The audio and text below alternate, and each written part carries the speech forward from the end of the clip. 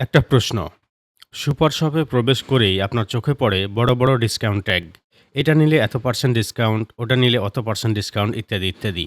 এসব ডিসকাউন্ট না থাকলে আপনি কি এসব পণ্য কিনতেন? আজকে আমরা এই বিষয়টি নিয়ে আলোচনা করব। আমি রেজাউল করিম আছি আপনার সঙ্গে। আপনারা দেখছেন অর্থনীতির গল্প।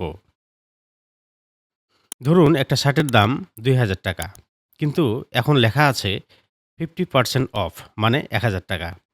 হঠাৎ আপনার মনে হলো এটা তো দারুণ ডিল। কিন্তু একটু ভেবে দেখুন তো, আপনি কি আসলে ৳১,০০০ সেভ করলেন? নাকি ৳১,০০০ খরচ করলেন? এখানেই কাজ করে মজার একটা মনস্তাত্ত্বিক ট্রিক। এটাকে বলা হয় অ্যাঙ্করিং ইফেক্ট। মানে ১ম এ আপনাকে বড় একটা দাম দেখানো হয়। তারপর সেটার পাশে কম দাম দেখানো হয়।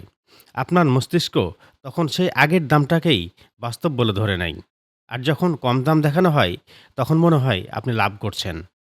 তাই অনেক সময় এমন জিনিসও আপনি কিনে ফেলেন, যেটা আপনার আসলে দরকারই ছিল না। ডিসকাউন্ট আপনাকে একটা অনুভূতি দেয় যেন আপনি স্মার্ট সিদ্ধান্ত নিচ্ছেন। কিন্তু আসলে আপনি সেই ফাঁদেই পড়ছেন।